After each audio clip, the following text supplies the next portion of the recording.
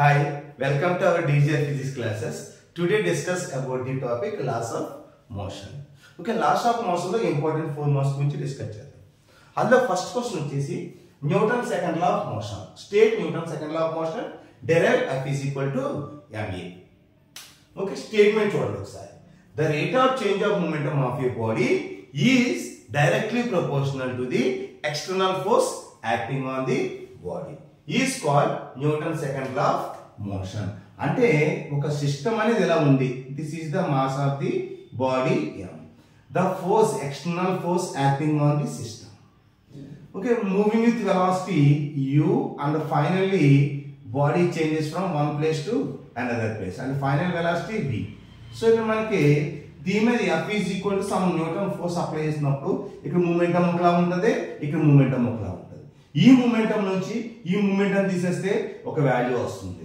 Okay, అంటే నువ్వు force పెంచుతూ ఉంటే అంటే F వాల్యూ ఇంక్రీజ్ అంటే 2 న్యూటన్స్ ఫోర్స్ అప్లై చేస్తే చేంజ్ ఇన్ మూమెంటం అనేది ఒక 5 kg మీటర్ సెకండ్ వరకు వచ్చింది అనుకుంటున్నాను.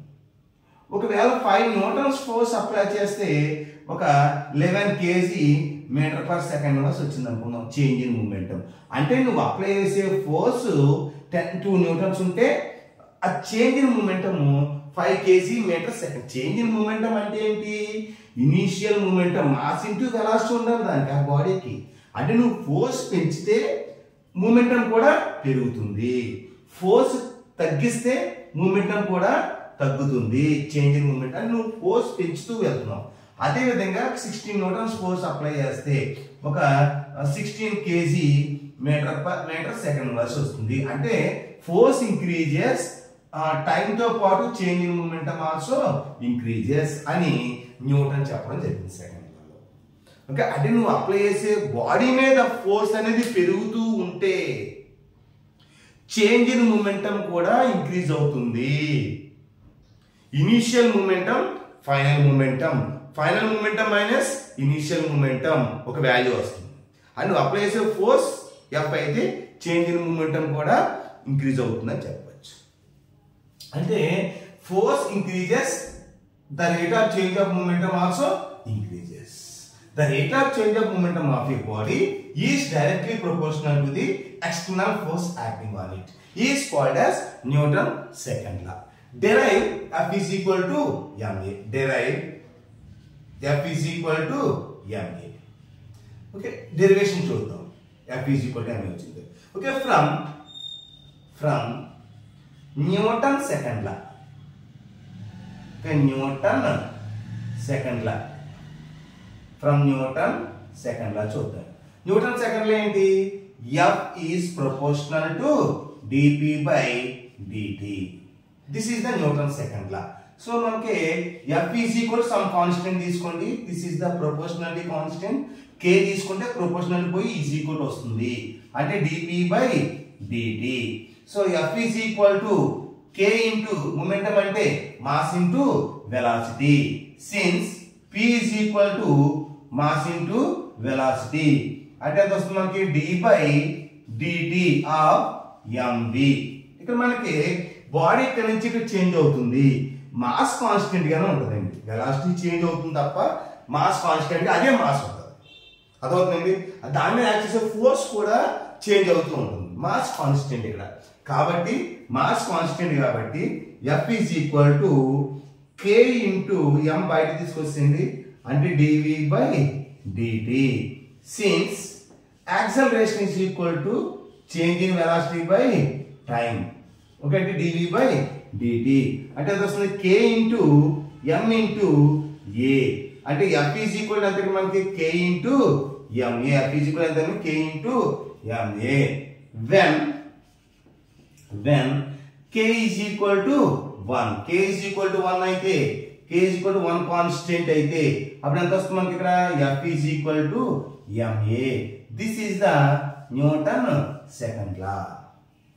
న్యూటన్ సెకండ్ లా ఏంటి ఏంటమ్మా? ఏదైనా ఒక బాడీ మీద సమ్ ఫోర్స్ యాక్ట్ చేసినప్పుడు టైంతో పాటు మూమెంటం కూడా చేంజ్ అవుతుంది. అంటే మనం అప్లై చేసే ఫోర్స్ ఇంక్రీజ్ అయితే చేంజ్ ఇన్ మూమెంటం కూడా ఇంక్రీజ్ అవుతుంది. అప్లై చేసే ఫోర్స్ తక్కువగా ఉంటే చేంజ్ ఇన్ మూమెంటం కూడా తక్కువ ఉంటుంది. That is called Newton second లా. మన బోర్డు మీద ఎలా ఉందో యాస్టీస్గా అలా రాస్తే సరిపోతుంది. జస్ట్ ఇది రాసి ఈ డయాగ్రామ్ ఏమీ అవసరం లేదు, జస్ట్ డెరివేషన్ ఎలా చేస్తే సరిపోతుంది.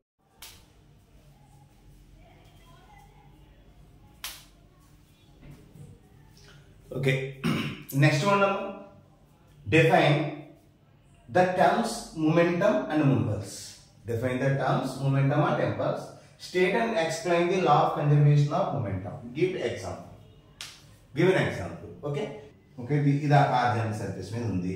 ఓకే, ఇది v వెలాసిటీ తో ట్రావెల్ చేస్తుంది అనుకోండి. అంటే mass into velocity is called momentum అంటాం. అంతే. అంటే the product of mass and velocity is called momentum. అంతే, దట్స్ ఆల్. ఓకే, అంటే మొమెంటం p = m × v అని రాస్తే సరిపోతుంది. యూనిట్స్ అంటే ఏంటి? KG metre second inverse, just enough. Okay అండి, మొమెంటం అంటే ఒక బాడీకి ఉన్న మాస్ దాని v వెలాసిటీతో ట్రావెల్ చేస్తుంటే mass into velocity is called momentum. That is called momentum. Next impulse. Impulse అంటే ఏంటి? The product of average force and time. Average force and time is called impulse.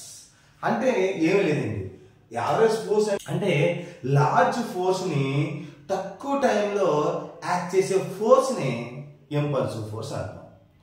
Okay, large force ని తక్కువ టైంలో act చేసే force ని impulsive force అంటాం. For example గా ఒక బ్యాట్స్మెన్ 6 కొట్టినప్పుడు ఆ బ్యాట్ కి ఆ బాల్ కి మధ్య లార్జ్ ఫోర్స్ అనేది యాక్ట్ అవుతుంది. This is the bat, this is the ball. Large force act చేయడం వల్ల అది ఎక్కువ డిస్టెన్స్ ట్రావెల్ చేస్తుంది. అంటే ఆ బ్యాట్ కి ఆ బాల్ కి మధ్యలో షార్ట్ టైం ఉంటుంది. ఓకే, ఆ లార్జ్ ఫోర్స్ ని షార్ట్ టైంలో యాక్ట్ చేసే ఫోర్స్ అన్నమాట. అదవుతుందండి. షార్ట్ టైంలో యాక్ట్ చేసే ఫోర్స్ ని ఇంపల్సివ్ ఫోర్స్ అంటాం. లేకపోతే ఇలా కూడా చెప్పచ్చు. ఓకే, స్మాల్ ఫోర్స్ అంటే ఫోర్స్ డిక్రీజ్ చేయడానికి కూడా ఇంపల్సివ్ ఫోర్స్ అవ్వచ్చు. ఫర్ ఎగ్జాంపుల్ గా ఇప్పుడు ఏదైనా బాల్ పైకి లేసినప్పుడు క్యాచ్ పట్టాలనుకోండి, మనం ఎలా పట్టుకుని కూర్చోమని అనుకోండి, బాల్ మన హ్యాండ్స్ కి ఎక్కువ లార్జ్ ఫోర్స్ యాక్ట్ చేస్తుంది. మనం ఏం చేయాలి? టైం ఇంక్రీజ్ చేయాలి. అంటే టైం ఇంక్రీజ్ చేస్తే ఫోర్స్ అనేది తగ్గిపోతుంది. అంటే ఫోర్స్ అనేది టైంకి ఇన్వర్స్లీ ప్రపోర్షనల్ గా ఉంటుంది. ఫోర్స్ ఎక్కువ ఉంటే తక్కువ టైం ఉంటుంది, ఫోర్స్ తక్కువ ఉంటే ఎక్కువ టైం ఉంటుంది. ఓకేనండి, ఫోర్స్ ఎక్కువ ఉందనుకోండి, ఫర్ ఎగ్జాంపుల్ గా ఫోర్స్ ఎక్కువ యాక్ట్ చేస్తుంది అనుకోండి మన మీద, ఓకేనమ్మా, తక్కువ టైంలో ఎలా పట్టుకుని కూర్చుంటే తక్కువ టైంలో మన మీద ఎక్కువ ఫోర్స్ యాక్ట్ చేస్తుందని అర్థం. ఒకవేళ హ్యాండ్స్ కొద్దిగా మూవ్ చేసాం అనుకోండి, టైం పెరుగుతుందని అర్థం, ఫోర్స్ తగ్గుతుందని అర్థం. అంటే ఫోర్స్ అనేది టైంకి ఇన్వర్స్లీ ప్రపోర్షనల్ గా ఉంటుందని చెప్పొచ్చు. అంటే force is proportional to delta T. Force పెరిగితే టైం తగ్గుతుంది, ఫోర్స్ తగ్గితే టైం పెరుగుతుంది. క్యాచింగ్ ద బాల్ ఎగ్జాంపుల్ చెప్పొచ్చు. ఓకే, అంటే ఇక్కడ impulsive force is equal to average force into time. Units ఏంటి? Force units newton, time units second అన్నమాట.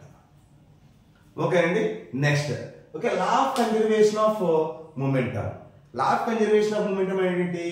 When external force acting on a system is zero. External force acting on system is zero. Then the total momentum of system remains constant. అంటే ఒక ball for example గా చూడండి, for example గా ఇప్పుడు ఒక system ఉంది. This is the system. Okay, ఒక system ఉంది. This is the mass of the body. There is no external force acting on the system. అంటే ఆ ఫిజికల్ ఎంతమ్మా? జీరో. అంటే దీని మీద ఎటువంటి ఫోర్స్ యాక్ట్ చేయలేదు. ఎటువంటి ఫోర్స్ యాక్ట్ చేయలేకపోతే ఏమవుతుంది? చేంజ్ ఇన్ మూమెంటం అనేది జీరో అయిపోతుంది. ఏమైపోతాం? చేంజ్ ఇన్ మూమెంటం అనేది జీరో అయిపోతుంది. అంటే ఈ బాడీలో ఎటువంటి మూమెంట్ ఉండదు. Okay, from newton second law ఏంటది మనకి? F is equal to dp/dt. అంటే there is no external force acting on the system. అంటే F ఈజ్ ఈక్వల్ ఎంతమ్మా? Zero. F is equal zero అయితే dp/dt. అప్పుడు ఎంత వస్తుంది మనకి? dp is equal to zero అయిపోతుంది. Cross multiplication. dp is equal to 0 అవుతుంది కాబట్టి మొమెంటం ఎలా ఉంటుంది, కాన్స్టెంట్ గా ఉంటుంది అంతే కదా. అంటే ఇక్కడ ఇనీషియల్ గా మొమెంటం ఎంత అయితే ఉంటుందో ఫైనల్ గా మొమెంటం కూడా అంతే ఉంటుంది. There is no change in momentum. Initial momentum final momentum same కాబట్టి అంటే మనకి p ఎలా ఉంటుంది, కాన్స్టెంట్ గా ఉంటుంది. సో ఇక్కడ మనకి ఏమవుతుందంటే p is constant. p is equal ఎలా ఉంటుందమ్మా, constant. p is equal to constant. ఇది చెప్పండి.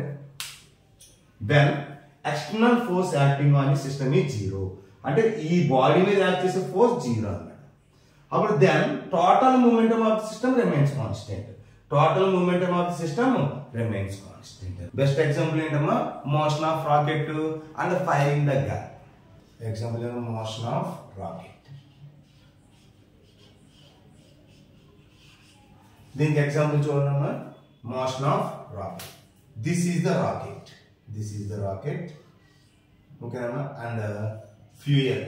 This is the fuel. Initially ఇది initial condition.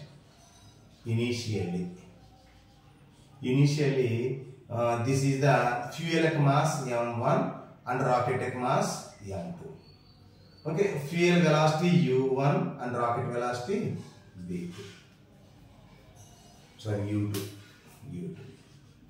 Initial velocity 0. Initial velocity 0. అంటే ఏం చెప్పొచ్చు మనకి m1 u1 plus m2 u2 is equal to m1 v1 plus m2 v2. అంటే ఫైనల్ గా ఈ వెలాసిటీ 0, రెండు రెస్ట్ లో ఉన్నాయి కదా. ఓకేనా. ఇనిషియల్ గా దీని నుంచి వచ్చే ఫ్యూయల్ రెస్ట్ లో ఉంది, రాకెట్ రెస్ట్ లో ఉంది కాబట్టి ఈ వాల్యూ 0 అయిపోతుంది అనమాట. అంటే ఫైనల్లీ మోషన్ లో వెళ్ళింది అనుకోండి, అప్పుడు ఏమవుతుంది, m1 v1 is equal plus m2 v2. ఇదంతా తీసుకొచ్చి అనుకోండి, m1 v1 is equal to minus m2 v2. Motion of rocket. This is the fuel velocity. This is the rocket velocity. Fuel velocity की rocket velocity opposite ఉంటుంది కాబట్టి నేను చూసాను, indicate చేశాను. Just ఇదంతా మీకు అర్థం కావాలని ఎక్స్ప్లెయిన్ చేశాను. కానీ ఇదంతా మన ఎగ్జామ్ లో రాయకూడదు. ఓన్లీ ఈ స్టేట్మెంట్ రాసి ఓన్లీ మోషన్ ఆఫ్ రాకెట్ అని రాస్తే సరిపోతుంది. లేకపోతే ఫైరింగ్ ద గన్ అది కూడా రాసిన రాయొచ్చు. Okay, thank you. ఈ వీడియో కనుక మీకు నచ్చినట్లయితే లైక్ చేయండి, షేర్ చేయండి. ఏమైనా డౌట్స్ ఉంటే కామెంట్ రూపంలో సెండ్ చేయండి. Okay, please subscribe to my DGR physics classes. Thank you.